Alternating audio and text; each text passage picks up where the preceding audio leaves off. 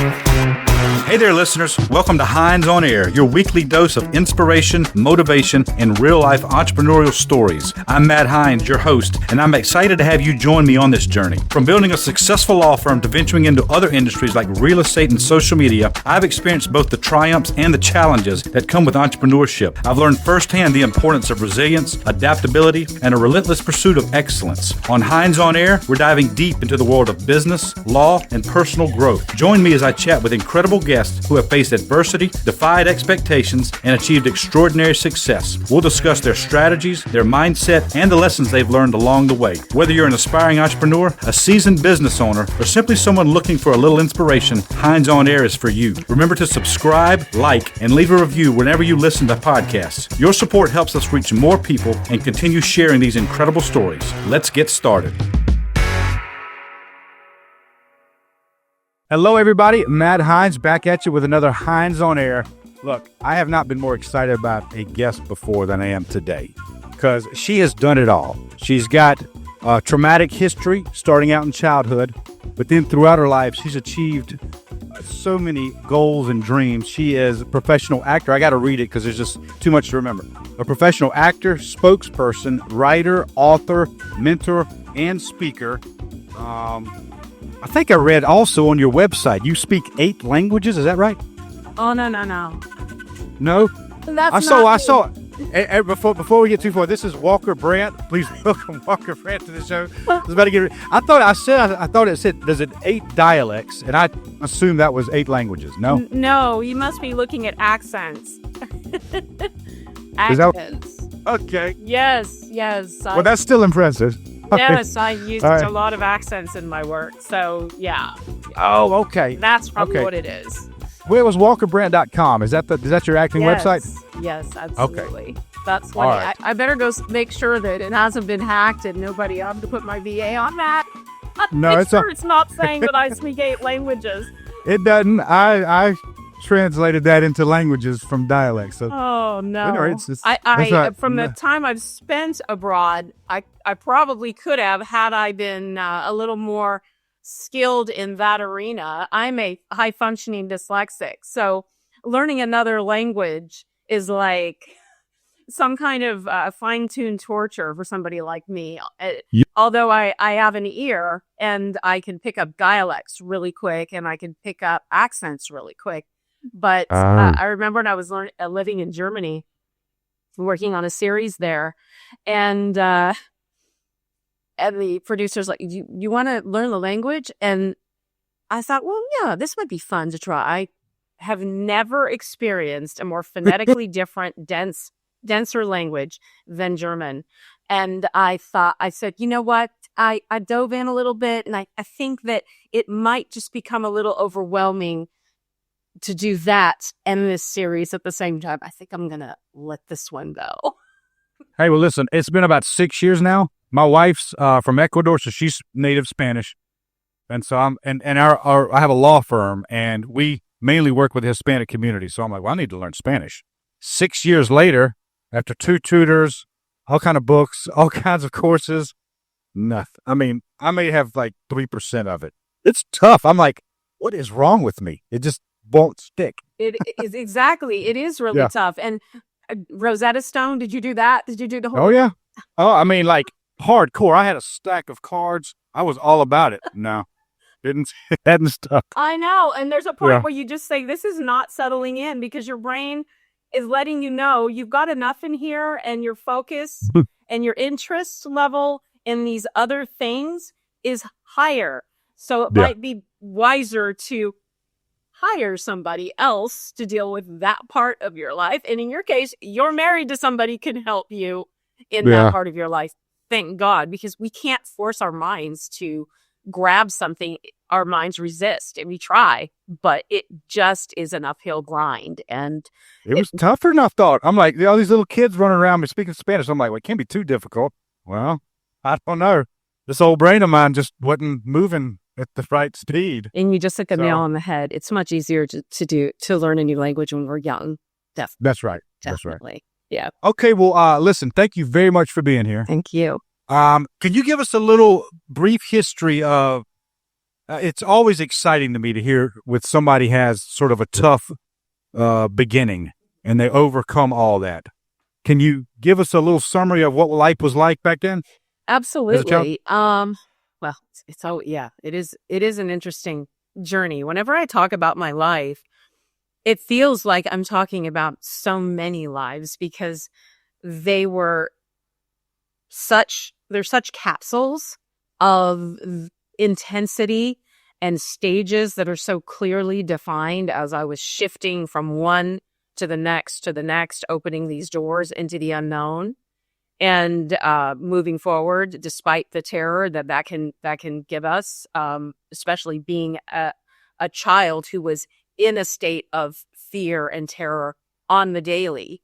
I grew up in a family that alcoholism, drug abuse, physical abuse, sexual abuse, verbal abuse, there really isn't an abuse that didn't exist in the family, in our family. And it was just the way it was. So much so that many people in our family didn't really recognize it as being not the norm. There wasn't a lot of talk at that time. Not that I'm, ancient, but most of us don't realize that, women, we couldn't even have a checking account without our husband co-signing until the 60s. And women are just really starting to speak out and bring a balance to our own paradigm and the way that most societies in the world have been built on a masculine paradigm. So there has been a suppression of, what is accepted as normal and what is actually healthy and normal. So for me as a kid growing up, there wasn't a lot of discussion that, hey, this is not okay, except for me. Something inside of me from a very early age, from the point of being able to speak, said, no, this is wrong. This is not okay. And I spoke up. I was compelled to say, this is not okay. Didn't know exactly why, outside of the pain that I was being put in from the abuse from my parents. But I knew there was something even deeper than the physical pain I experienced. There was something wrong with the way that these people shared time together and space together. This thing called love that we were supposed to have for one another didn't exist in a healthy way. It wasn't a thread that held us together. It was something that we knew existed, something I innately had a sense, especially when out in nature, because I could see it in the harmony of nature. There was something beautiful there I knew was connected to. I felt safer there than in my own home. There was this love I felt coming towards me from just the energy of that space, this connected, welcome safety. And there's so much about feeling safe to receive love. And when we don't feel safe, it makes it really hard to receive love. So finding and creating that place where we can first feel safe is critical. And I didn't realize that I was doing that as a kid on my own instinctually. How I did that is I left as a tiny kid, as a child. I would leave home at 5 and go out and play, and I'd be gone all day long. My mom made sure we were really capable because we had to be. She was she had issues. She was an alcoholic. She had migraines, and she'd sleep most of the day. So we were. Was it you by yourself, or did you have brothers and sisters? I had an older sister for the first 10 years, and then my mom remarried when I was 3, and then at 10, my 2 twin little sisters came into the picture. Okay. My stepfather. So there were 4 girls, and but for the first 10 years, it was my sister and I. Got it. So something drew me to nature, and that's where I felt that feeling of safety. And from that feeling of safety, I was able to expand inside instead of be in contraction 24/7, which is where I was. I lived in contraction as a child. I lived in contraction in my home, and I lived in contraction in school because I didn't feel safe around people. People were... When you say I lived in contraction, you mean like introverting? Totally. Just keep it here. Okay, gotcha. Yeah, very much an introvert. I isolated myself. I don't know if I've even spoken about this story online before or out loud outside of my family, but one of the things I did as a little girl in school was I built a fortress, and thankfully my teachers allowed me to do this. Well, they couldn't really stop me, but they allowed me to do this because it was clear that this child had been going through some issues and definitely had a family problem. But when I was in school in the 70s, teachers really didn't know what to do. There really weren't a lot of resources available. And at my desk at school, I would grab a bunch of books in the classroom. There were always stacks of books, and I'd stack them up on the sides of my desk. And I created a little fortress that I would lean inside of so I couldn't see anyone and nobody could see me. And there'd be a little space where I could see the teacher. And it was my safe spot. I had to create safety wherever I went. And I remember the letters that, the notes that would go home to my mom that my mom gave me. I left home as a kid. Once we started speaking again, she handed me these letters, from my teachers. And, she's doing this and she's doing that and can't stop her. She just left the classroom today. And I would go out. I would leave the classroom and I would go out to the other end of the field by myself, and I would talk to God, and I'd have conversations. Why do I have to be here? I don't want to be here. I just felt unsafe around people because people were dangerous to me. Nature was not. And when you're developing as a child, you can't help but go towards safety. So that was my beginning. And that was a very clear period of time that lasted until 8, 9 years old. I was so incredibly introverted and private. I didn't want anyone really around me. It was hard to have friends. I had friends, but it was very few friends because I wasn't comfortable.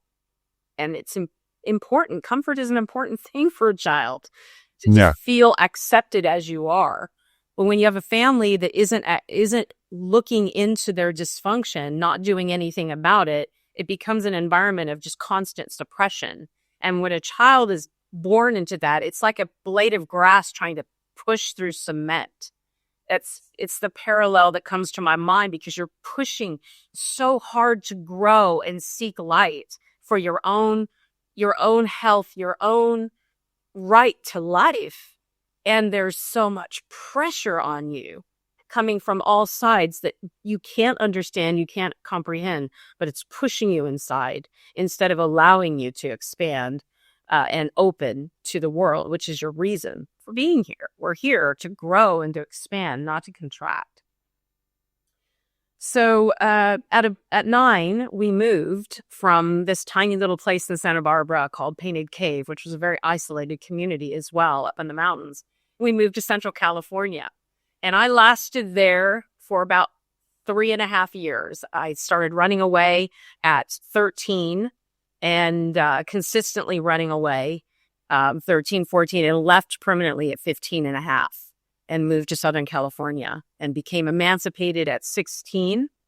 And I was on the street and living with a friend that I went to a private school, which was essentially, it was I ran away and I was in a halfway house at 13 turning 14 after a violent episode with my stepdad. And I wouldn't go home and wouldn't go live with my parents. I couldn't see my stepdad. It was so traumatic that my mind blocked him out, which is a break in it's a psychotic break is what it's called. The word psychotic is such a harsh word and little understood, but it's a point. There's many different kinds, but what your brain will do when you go through something so incredibly traumatic is it will literally not allow you to see somebody or something that is too overwhelming to your mind. The terror is so overwhelming that your mind will block it out. And that's what happened to me. I couldn't see my stepdad for a very long time. It was almost a year. And then I started singing in the corner of I was weird. I started singing my peripheral. I didn't feel safe living in that home and I wouldn't go back. So it was a protective custody environment where I said, I'm not living at this home.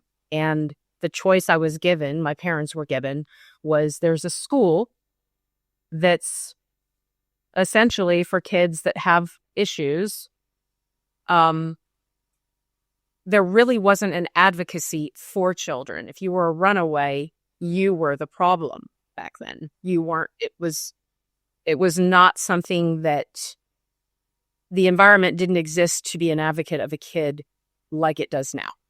It's the best way, I didn't articulate that very well. Yeah, no, that makes sense.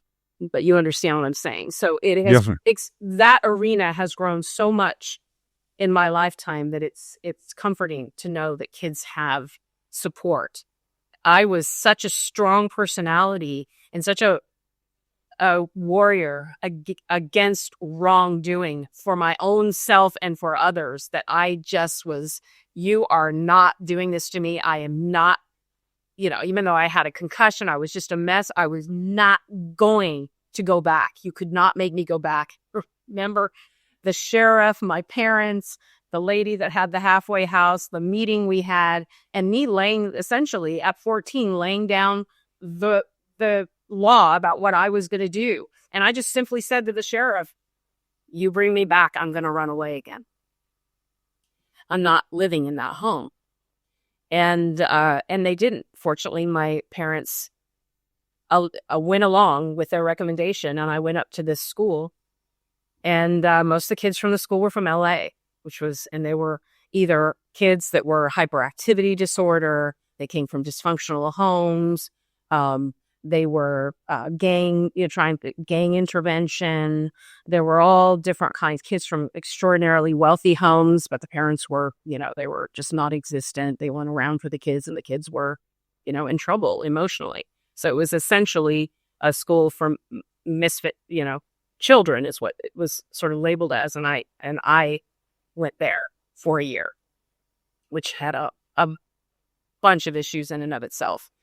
But it was safer than being at home. And I was I was in therapy every day there. I had counselors, they were fantastic, and they helped me heal and be able to see my stepdad again and go through the process of healing the trauma I'd been through.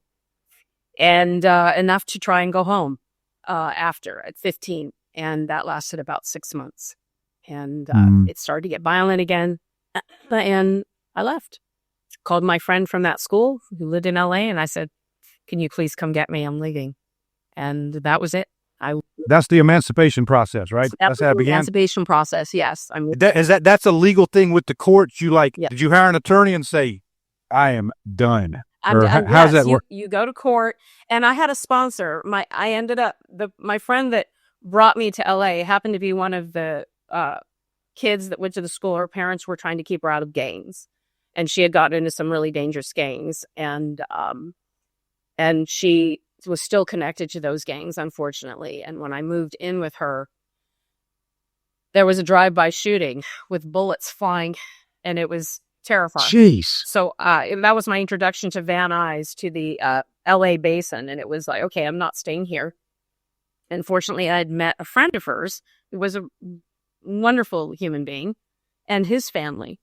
And she had gone to high school with him, and his mother, something in her heart just opened to me. She became my advocate, and she invited me to live in their home. And I did. He wanted me to live with them. It was safer, and we became really good friends. And they invited me to live in their home, and they're angels to me, because if they hadn't, I don't know what my life would have been like. I really have no idea. It just would not have been likely what it what it ended up being, which wasn't the easiest path, but it definitely was safer than where I was. And she was just such an angel to advocate for me, and then to inform me of this opportunity to be emancipated. Well, my parents had to agree to it because California just wasn't. No laws existed in our country that were advocate of the child before the parent at this time. They put the child through a lot to determine their own, to self-determine, to even be safe from a dysfunctional environment. They wanted you to be with one or the other parent. And one was my stepdad, who was never safe, and the other was my mother, who was never safe. Even though she was my biological mother, she just wasn't a safe person to be with. And there just wasn't enough for kids to have their own voice. But she was ahead of the game. My friend's mom was ahead of the game, and she felt that I had a right to be safe at the very least. And she pushed and pushed for my parents to give me that. And I went through an awful experience with the first engagement with my parents with her. My parents called the police, and they came and took me away to another halfway house in LA, which was terrifying. And fortunately, I was able to run from that one. And they didn't ever. It seems like the police would investigate your parents at some point. Did that never happen? They wouldn't investigate my parents. Well, they sat with my parents, but there wasn't any deep investigation into my parents. And part of the reason being is my stepdad was really wealthy, and he had position in the community. And it was just a time. Not only that, that plays a part. And I think we're all seeing how now, especially, how organizations can be corrupted by money. And I mean, money is a great tool, but when people are not rooted in integrity and rooted in basic fundamental protections and honesty, there is a thread of accepting abuse to children and to women that hasn't been disrupted enough, which is exactly the era I grew up in. It hadn't been disrupted enough. And I was a disruptor, but there wasn't enough of me at that time to really disrupt. And in the community we lived in, they weren't going to be on my side before they were going to be on my parents. It just was the way it is. Now, a little bit different, because now we've got tech, we've got phones, we've got ways to show what's happening. Because this is, to digress for a second, go back to my young childhood and my mother's side of the family, which has helped me have so much more compassion for my parents, is realizing the world, seeing the world, investigating and understanding the world she grew up in. There is a period of time in our society where what goes on behind closed doors stays behind closed doors. That was an unwritten law and rule. Men were allowed to beat their wives. They weren't prosecuted. They were not held consequential. They had no consequences.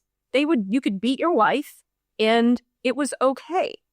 Now you are going to have consequences. You are not allowed to beat a woman without a consequence. In my childhood, my grandfather beat my grandmother on the daily. And his beatings killed her, and he was never prosecuted. Again, standing in the community, again, an era where you then were allowed to get away with it. They were allowed to beat women. They were allowed to throw them around the room, and that's what happened to my grandmother. And she hit her head on the mantle, and she had an aneurysm, and she died.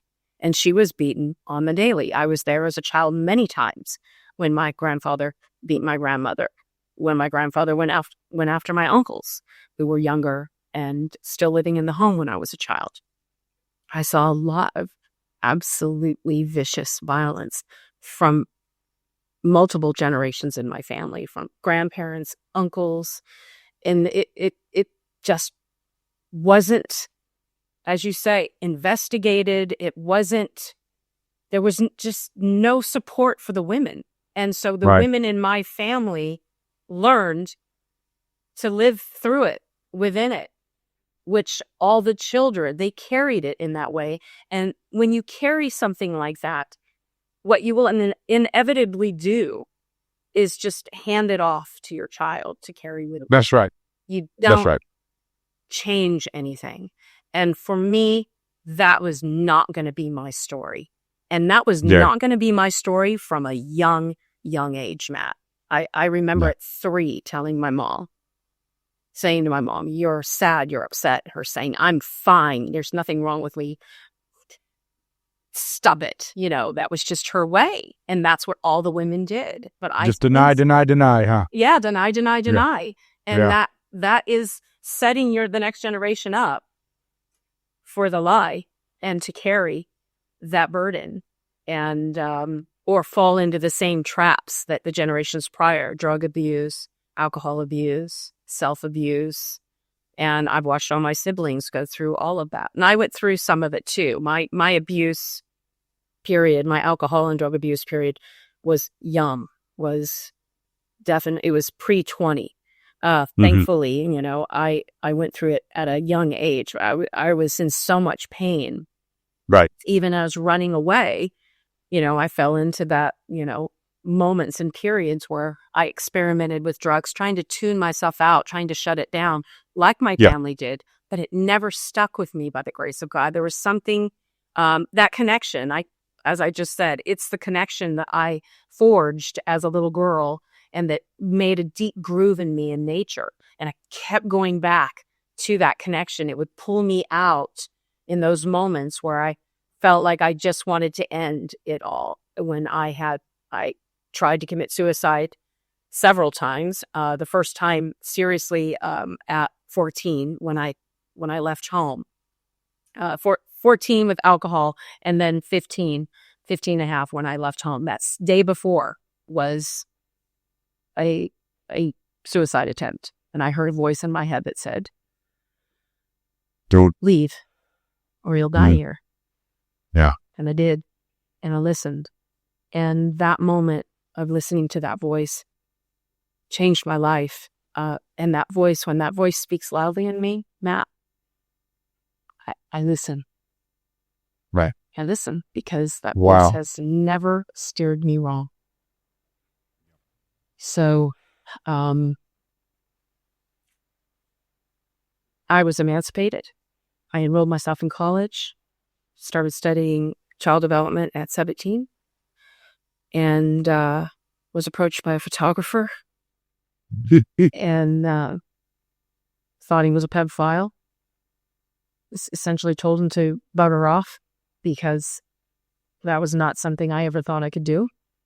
It certainly wasn't on my radar, and I thought anyone who wants to take pictures of young girls has got to have something wrong with them. That's how my mind was. It's such protection at that point. And but he lived in the neighborhood, and neighbors said that he was legit. And my friend's mom, who said, I think he's a nice person, and you might want to consider maybe investigating it. And I said, okay, I will, as long as my friend's sister comes with me, and she has to be photographed with me. We're going to be together. And that was the beginning of the modeling career, which I grew up thinking I was ugly. I grew up being told I was ugly. It just wasn't on my radar to think that I had anything that could have been remotely desirable for an actor either, but for a model for sure. So the whole thing was really weird to me. For the longest time, it took me a while to get comfortable with people say, you're attractive and you're pretty. I would get this look on my face. And then I started, learning that, okay, so I have some traits like some of these people, and I can do this. And because I had a really practiced imagination, when I would go out as a little girl in nature, I was creating whole worlds for myself. safe worlds, fun worlds. I was an adventurer in nature. I was all these different characters and roles, and created these worlds for me. And it lifted the weight that I felt and the pain and the sorrow that I was in. So I had been using my imagination very specifically for a long, long time. And so I started using it in that world. So whenever I would be at a shoot, I would create a character for it. And it made me feel more comfortable having people staring at me, clicking this thing and taking pictures. So I create a character. And that's inevitably what ended up leading me into acting. I was about to say, that sounds like a perfect segue or a perfect stepping place into acting if you're creating the stories and all. Yeah, it did. Yeah, and, yeah. And I never thought about being an actor. I wanted to be a veterinarian. I definitely shared that before. I loved animals. I trained horses. I would always find dogs or horses wherever we were that I could ride or I could help, take care of or walk. I was always out and about as a little girl. I created my first little business at 7, was walking other people's dogs. And I was always creating ways for me to make money, for me to have my independence, extremely independent. I wanted to have my own choices. And my parents had that dysfunction of control, which comes from any kind of trauma people go through. That tends to be a thread in the family, is over control, over dominance, bullying, all of that existed. So we weren't allowed to make any choices for ourselves. Every stitch of clothing, everything was picked by our parents. And when you're a kid, you want to kind of fit in. You don't want to not fit in. And my mom made our clothes during a period of time, so we never fitted.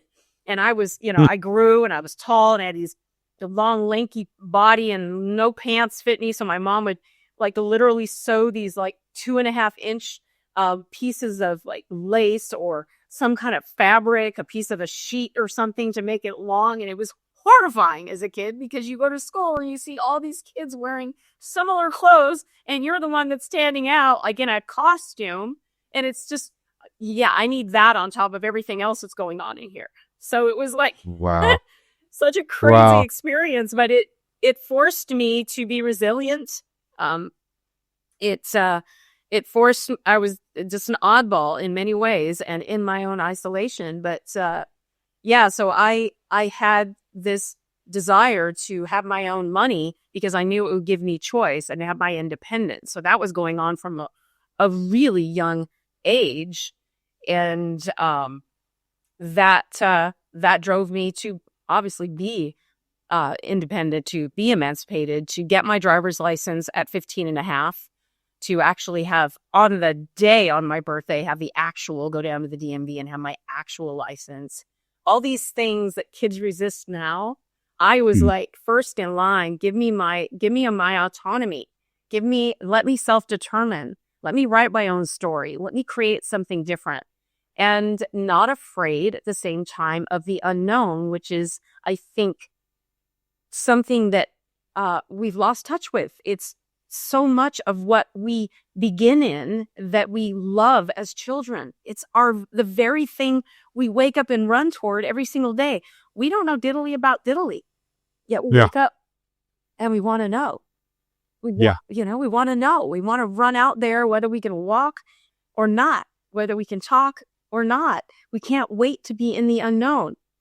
And there's something in the way that our societies have been formed that condition. And you didn't have to fear failure like someone else who's had it, silver spoon their whole life. You'd seen the worst. So you're like, I can survive anything. I don't know if that was your opinion at the time, but it would seem that, somebody who's always had it, always been given the best circumstances, they would be afraid of failure because they don't want to lose it or disappoint people.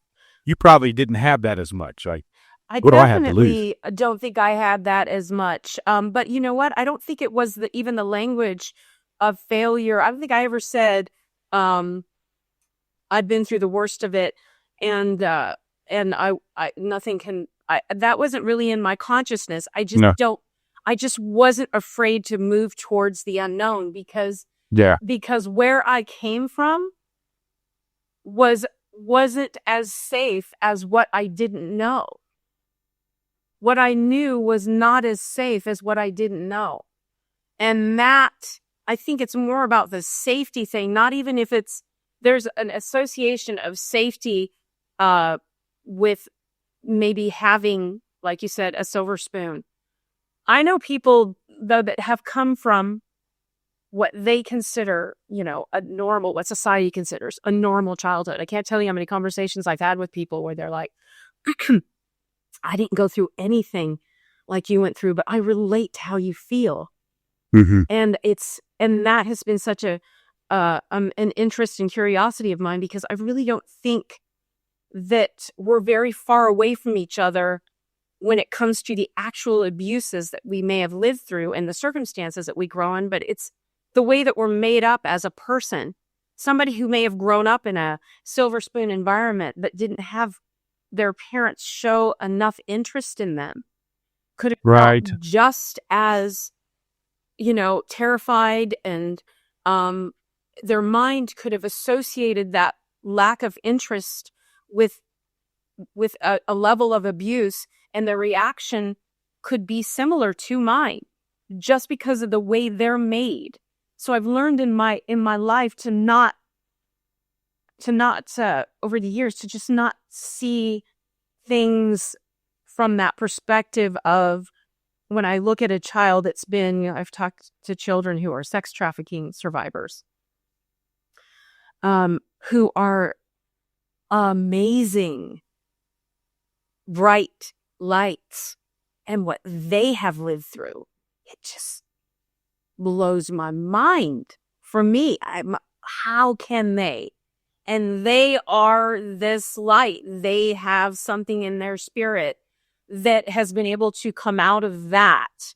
And then I've spoken to people who haven't had a single moment of physical abuse, and they have tried to end their lives multiple times because of the way that they have been, like a friend of mine says, and I love this, conditioned to believe how the world is around them, is locking into a belief and a structure that's so narrow and doesn't allow them, again, to expand, that they contract into this belief pattern that makes them feel hopeless.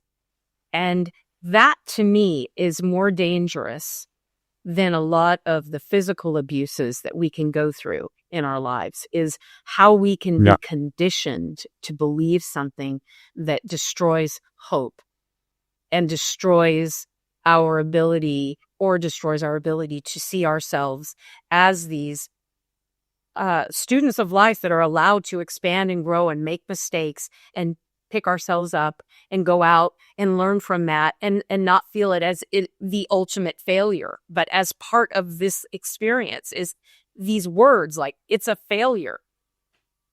I was locked into it for a while myself, Matt.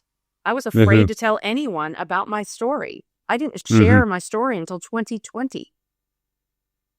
Wow. I went through building all this success in the industry as a person that I thought, peeking through, but my agents had no idea. My managers had no idea what I was dealing with on the daily, just to get myself into that environment and deal with that rejection, which is part of, the business. But as I was, growing and working through my issues, they had no idea about it, because I was afraid that if they knew, they'd think I was less capable than somebody out there. And I knew that I was just as capable as anyone else in the industry, because of what I had landed in, what I had worked on, how I had entered.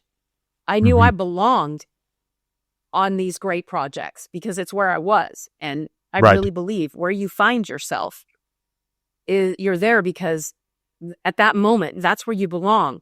Because either it's a place of learning, it's a place where you're going to come out of and you're going to learn something, you're going to grow through it. All of it's temporary. Really important to realize that. It's temporary, even when it feels so permanent. Like your story about bankruptcy and what you had been through, when I was listening to that, and how you pulled yourself through it, and how you spoke about what it felt like at that moment, all that conditioning that you had of bankruptcy and being an attorney and, building something and, not being able to fulfill what you had built. that tells us all in our minds that we've done something wrong. Well, what if you flip that and are able in that moment to go, okay, I didn't see this. Now I do. What's my next door so that I can go through this? Is it going to be something I recognize? If it's something I recognize, it's probably going to freak me out because it's not going to be if it's not the success line that I know and it's the other, it's going to freak me out because all the information I have there is going to tell me a story that is going to freak me out, make me feel like I'm not living up to what I should know or what I should have done. If we can let ourselves not do that for a moment and see where we are, and this happens to me all the time. I've been going through my own version of this in the last 4 years through the pandemic because I'm somebody who didn't get the vaccination. Me neither.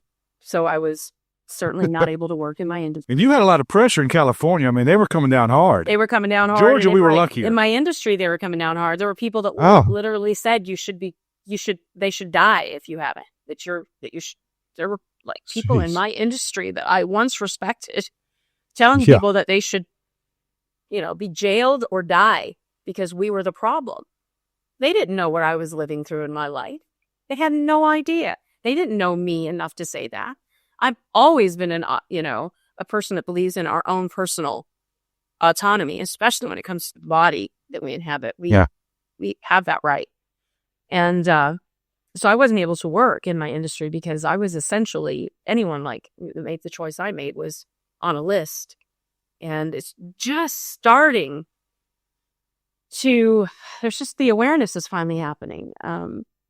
That's right. And I think it's about to get a whole lot better. RFK got confirmed today. I don't know if you follow that one at all. Huge. I'm a huge RFK fan. I've been following RFK for a long time.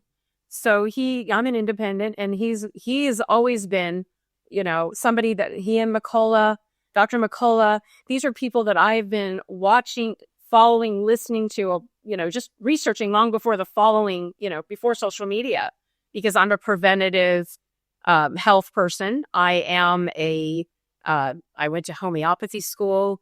I'm always learning. So I'm always in that. If I'm not working, I'm studying nutrition, herbology, preventative medicine. This is something that's always been a passion of mine. And I believe that it's all of our right to have autonomy, and that we all need of our own physical being, and we all need to be more proactive, and we all need to recognize, follow the money and what pharma, their intention is in Monsanto and these organizations, which they've been on my radar for decades. And it's important for us to be proactive. I'm going to say it again. We need to wake up and not be apathetic and be our own advocate about our own health and information. To wake up to the truth that America has its own form of propaganda is huge for Americans. I think we are waking up in a big way from the apathy of pursuing our own interests, which is important to be able to pursue your own interest. But in a bubble, it creates a giant space for corruption. Yeah, it does. And we're waking up to that. And I think it's great that we're waking up and that we are shining the light and exposing, because it's kind of a giant thing of what I've always believed in my whole life. I've always believed in shining the light on darkness. And I did that as a child in my own family, and I was beaten and tortured for it. And I've been, ostracized from my industry because of making choices. Even when I first started, I refused to do nudity, and I was ostracized because of that. And I had it on my resume. Walker Brandt, SAG-AFTRA, does not do nudity. It was right at the very top. And that made a big difference. Did that make a big difference from the jobs you got offered? It was huge because I was offered script after script after script with all this nudity. I mean, my film and TV world where I was pursuing a lot of film and TV is the 90s. And that's the Harvey Weinstein 90s. And the industry was a lot different. And the kind of inappropriate behavior towards women like me, look like me, was unbelievable. This game on, like no restrictions. Oh, whatever no you, restrictions. It was nuts. Oh. And wow. for someone at my age and who was at the level of healing that I was at that point, which was essentially, not prepared for this, because even though my first audition, my first project was City Slickers, which was unbelievable with amazing, high integrity, incredible people, me being me, improvising with Billy Crystal and Bruno Kirby. Wow. It was just me going into a room and improvising with these amazing talents. And it was just felt right. And we just riffed and had a great time. And I had no idea what improvising was. I had no idea what acting was. It was just doing what I did is I was improvising my life. I had no idea, but that's what I was doing. That's what improv is. Improv, let me give you just a tiny little bit, and I'm just getting this parallel right now, and it's so freaking exciting when this happens, because one of the tenets of improvisation is yes and. You say yes no matter what. You keep the door open. What your partner comes at you with, the most important thing you do is you go forward with it. Yes, and you keep building on it, and that's what is so much fun, and that's what the audience loves. Whose line is it anyway? If you ever watch that, you'll see it's all yes and. Well, that's what I was doing in my life. I never really connected that. I never connected until just right now in this moment, Matt. And it's so exciting because that's what my life has been. It's been an improv, and it's been yes and. And it's been open the door. Oh, if there's an opportunity, yeah, I'm going to go toward that. Yeah, I'm going to go toward that. Well, that's a testament to you, I think, Walker. Everybody couldn't do that. I wouldn't think. I could do a yes and. Can. Some people will withdraw, or maybe no, maybe next time or whatever. That's you. That's impressive. Well, maybe some of us are a little more risky. Yeah, I mean, I think that I think I'm a little more risky than maybe the average person. But I'm not. And that's just meant a compliment. I'm not trying to complicate it or anything. That's just a compliment to you. And I would imagine improv with Billy Crystal has to be somewhat intimidating, because he's hilarious. I'm sure he's brilliant in real life. Like, to keep up with him and roll with it would be tough. Or may seem to be. Well, you know what? There was nothing in me that would have ever thought to be intimidated with him, because I was innocent. Yeah. Which is, I was not exposed to and didn't have that. And even now, I don't get starstruck because everybody poops, man. That's right. It's just, we're people, man. I just don't think that it really does us any good to put ourselves in that. Yeah, somebody is better at something than we are. When you meet somebody like, great guitar player. You meet the Rolling Stones, and you're like, yeah, that's Mick Jagger, and he's an incredible frontman singer, and you're blown away by what he can do that you can't do. But he's a person, and he's another person. He's got all his stuff going on, and that's how I've always felt when I meet people, anyone, and I've met a lot of celebrities, including Mick Jagger. But it's like, and it just makes me smile when I see somebody that's so awesome at what they do. Yeah, and Billy Crystal is, you're right, he's a genius. He's one of the funniest people on the planet, and he's quick-witted, and I was in the room with him, and we all were improvising off each other, and there was nothing that was just not normal, like we're having a conversation, because we all found ourselves in a place that we were all meant to be in. Wow. And that's nice. That was incredible. It was great. And when he looked at me, and I didn't realize it until people that were really freaked out about him, he goes, "You're funny. You made me laugh." Wow, good. Like, "You're funny."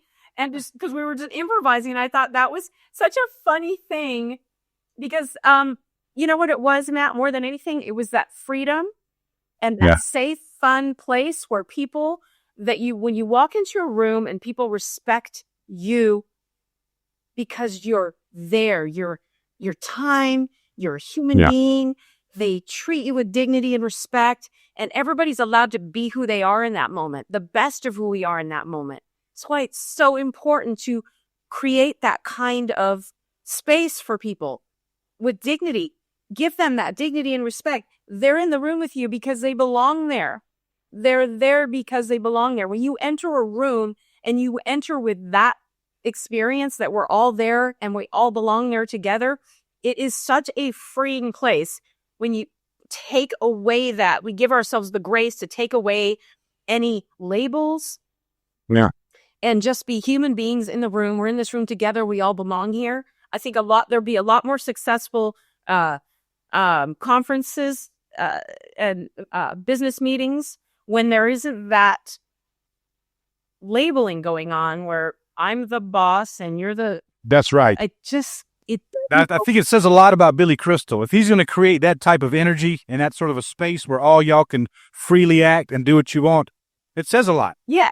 It's so some arrogant jerk who thinks he's the best, it would probably be harder to have that freedom in that sort of a environment. Exactly. And Billy and Ron and Bruno and the casting director, Pam Dixon, they all are responsible for creating that space for somebody who had not done a single thing but, commercials, a few commercials at that point. I hadn't done... Wow. Really, that was your first movie?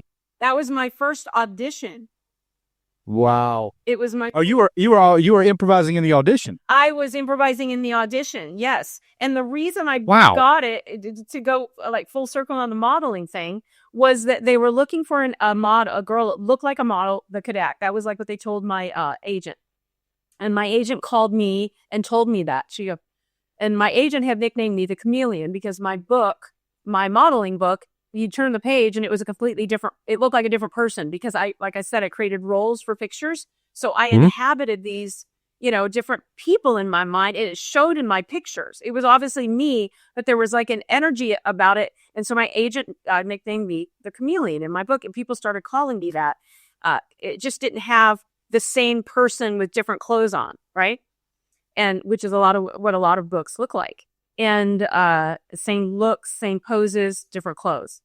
And but me, it was like a different energy altogether. So she called me and she said, Walker, I just got a call from the casting director. I remember it so clearly.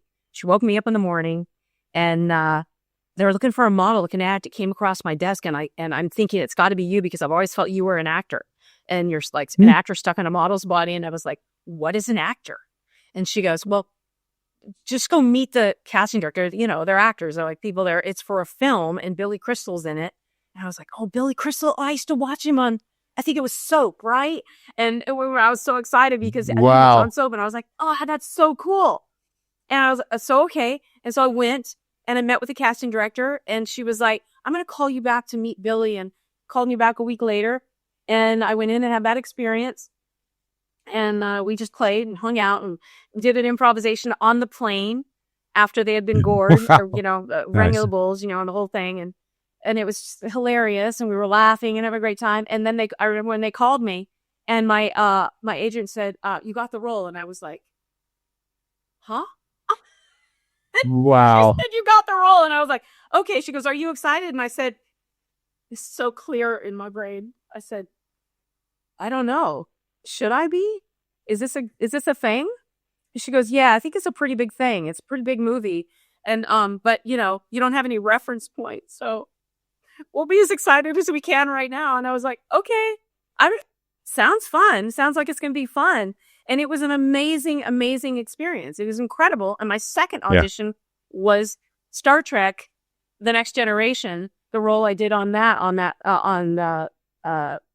what was it called? First Duty.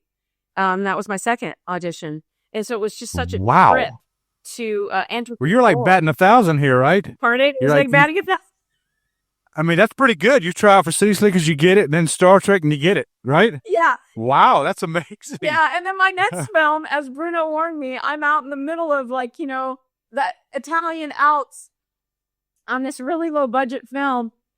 eating bread and cheese for lunch after being on this $100 million picture, and then at Paramount in this, iconic show, hanging out with these iconic makeup and hair people and touring the Star Trek archives with these incredible people. My mother's a Trekkie, grew up with the original Star Trek. She loves sci-fi. So I saw that as a kid. And so it was just like one of these interesting, experiences. But Bruno warned me, it's not always going to be like this. If you really choose this career, you're going to find yourself. We don't make as much money as everybody thinks.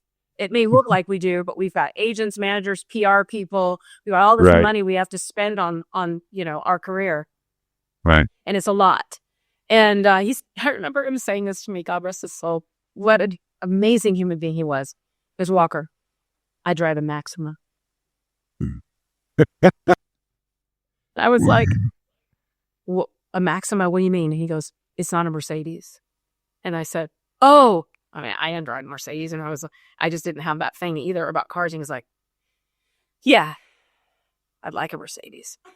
It was, he was a New Yorker, and just a great guy. The stories I heard about, the industry, and one of my favorite films at that time, was Spinal Tap. I love that. It was so fun, comedy. It was so silly.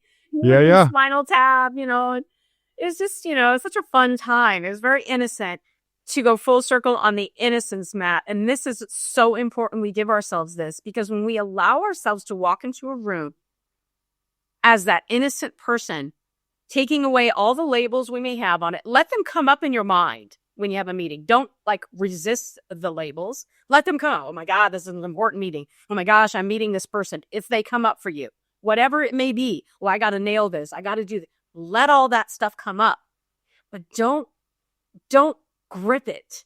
Don't hold it as being that important.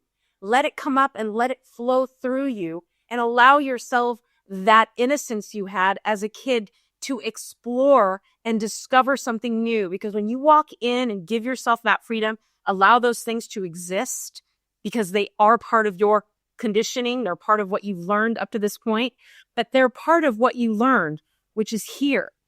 Everything we go toward is out here, and it belongs in the unknown. It's in front of us. Our minds want us to grab all this and throw it in there because it makes us feel more comfortable, because it's familiar. But remember the fun of being a child and the innocence of not knowing. When you're in discovery and you're the explorer, and you allow yourself to think, and make it, play with that in your own mind. Let it all come up and go, well, that sounds good. And, I do know that, but I wonder what may happen that's different. I wonder if something new could come out of this. I wonder, and allow that wonder to be the first step through the door, and watch how it changes everything. Something you never thought would happen happens. Something new about that person you thought you knew. Something that you didn't know could happen in this exploratory meeting that you're having with your staff or your team. You're like, whoa, I didn't know that could happen. And that is what I'm talking about in my book when it's called Awaken, Discovering Yourself Through the Light of Your Innocence. That's what that light is. That's the light of your innocence. Shine it for yourself from the inside out first. And you will watch other people. They'll start, because it's in our instinct. We don't need words around it. We feel it from somebody else, and there's something that's integral inside of us that recognizes that freedom, and it gives us permission, just like and she tapped into it. Marianne Williamson tapped into this years ago when she wrote that beautiful quote about giving people permission to shine their light too when you shine yours. It really is something that naturally happens as a result of us coming in with that energy. It promotes freedom. It promotes exploration and discovery, and it promotes our expansion and our growth. And it's exactly why we're here. So why not be the person that promotes that instead of something that we know that's, boring. We already know it, Put that squirrel suit on and jump off and fly a little bit and see what you don't know that you don't know. So just be completely open-minded in any situation and see where it takes you, see what happens, see what you can learn. Exactly. Even if you have a template, it's fine to have the template and allow for something to change. Allow for there to be an opportunity for a branch to go off in a direction you didn't know. I mean, one of an entrepreneur he's one of my favorites to read about, and I love his mindset. He's also a dyslexic. Is Richard Branson.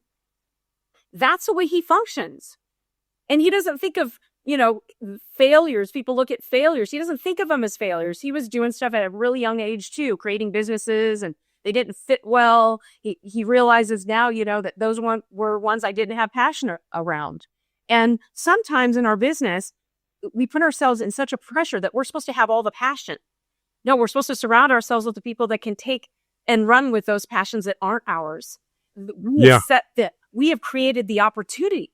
We've created the space and the foundation. What a wonderful place to be as a entrepreneur, a boss, or whatever, the creator of that foundation, to be able to invite other people to stand on it with you and find their passion and build something that keeps surprising each other and allows people to feel that, full fulfillment that they're here to feel too, as a result of something you built, that not grasping that it is just yours, but maybe it's something that is meant to be for others too. And it's not just your identity. It's somebody else's that comes in too. And it becomes this beautiful, shared, passionate, growing thing that none of you really know exactly. It's like if you're looking at trees, there's all these different species. Generally that you're, in the cypress family, but you don't know how far it's going to grow. You don't know every season's leaves are going to look like or how many there'll be. You don't know. And that's part of the excitement of building, of being the builder of that foundation where other people can join you and be, one of the arms of that beautiful tree. And that's what I love about Richard Branson's mindset is he has never seen his dyslexia,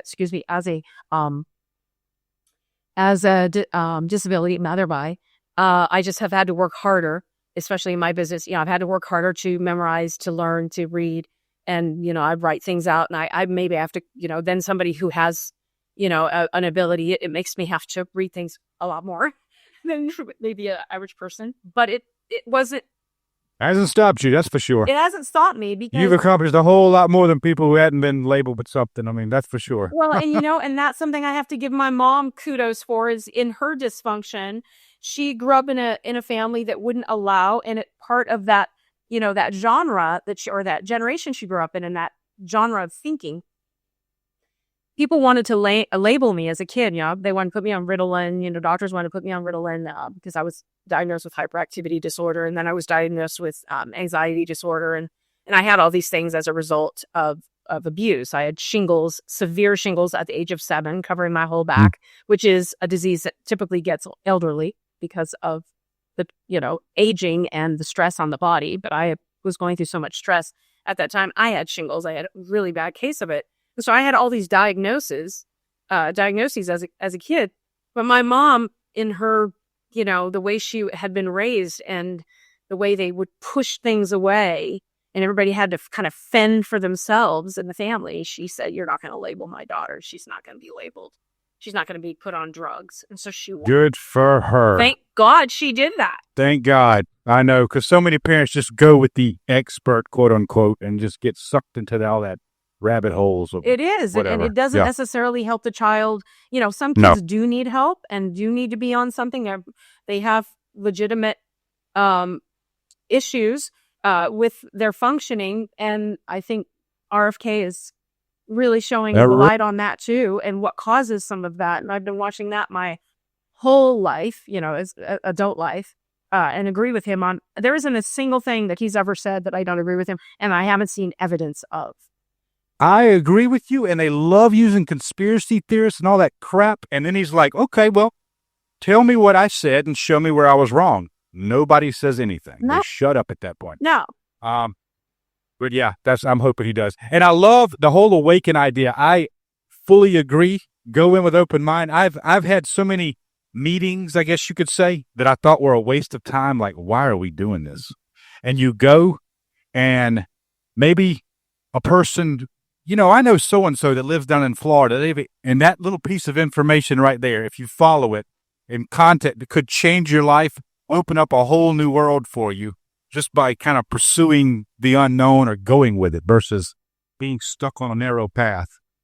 Yes. And, and often our mind will interrupt us in those moments and go, oh, well, that's not. That's right. Whenever the mind does that, oh, don't even, that's when you perk up and recognize the mind is a muscle, just like any other muscle.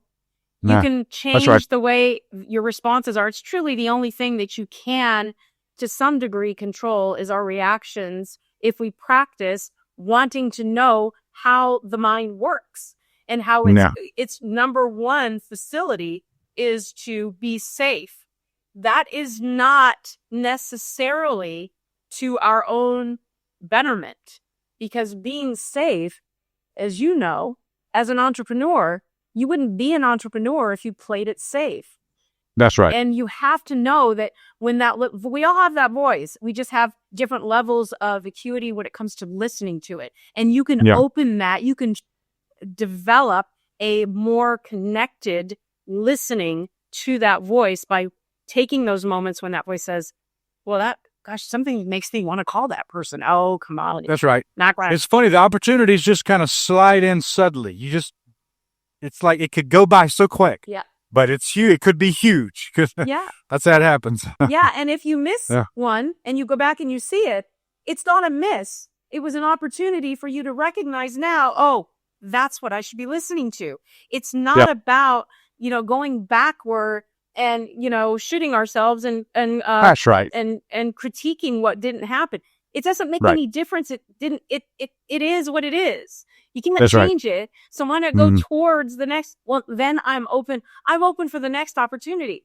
And when you do that, it's a invitation. I've done that. I have found myself doing that. Gosh, dang it. Especially in my work where I've had these opportunities come and things were happening in my personal life where I needed to focus on my family and I couldn't. And the mind was like, oh, that was such a good note. Okay, I got you. I hear it. But you know what? I wonder what the next one will be.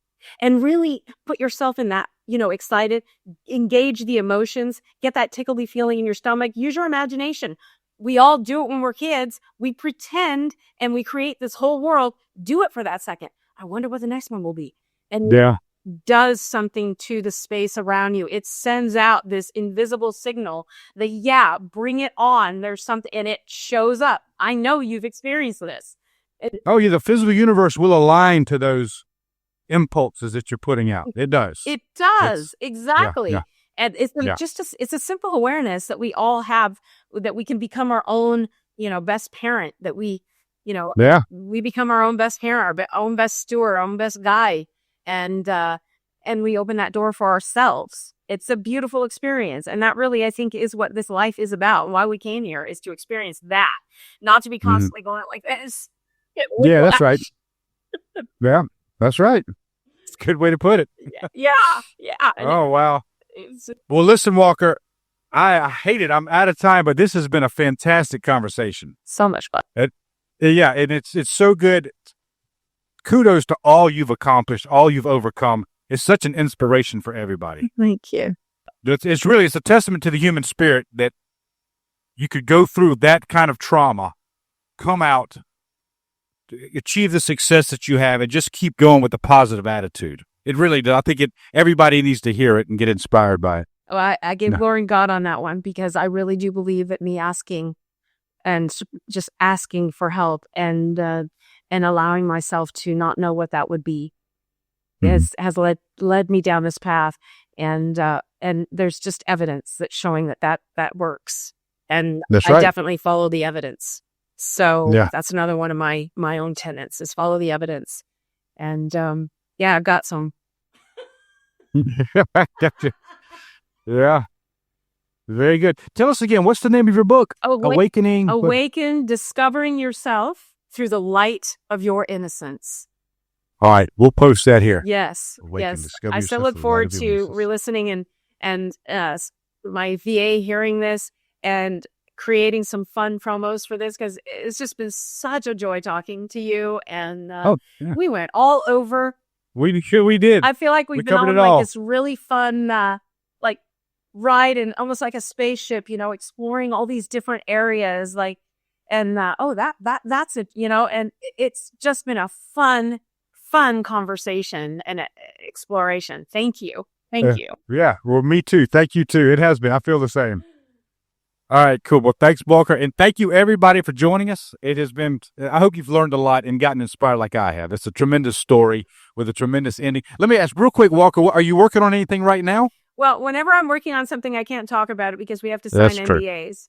But right now, what I've been working on recently is reorganizing my elements to re-enter the film and television side of the business. So that's really exciting, because it feels like it's the right time for me to have like-minded folks out there. That, in fact, I've just heard Pierce Brosnan is now working with Mel Gibson in creating a studio, and there's a lot going on in the industry that feels in alignment with just being more open-minded to people who want to have their own choice and not be told how you have to think. Not that I think that everything about, the woke is all of it horrible. I just think that we have no business telling each other how we're supposed to explore this world and this life, and that we need to be more open and allow ourselves to be who we are. And it's not cool to put people in boxes and label them and confine them and force them down a belief structure at any point in their life, much less children before they're even developed. So I'm excited to see this new emergence of more tolerance, more understanding, but also a very clear line. You're not going to tell me how to create, how to think, how to raise my kids, how to live my life in this kind of pressure cooker way that we've all been kind of exposed to, that has been one of the most intolerant environments I've ever seen in my own industry, but in the world. I've seen a lot of suffering the last 4 years, and our suicide rates jumped between ages 17 and 24 dramatically, and that says something, that there's something wasn't right.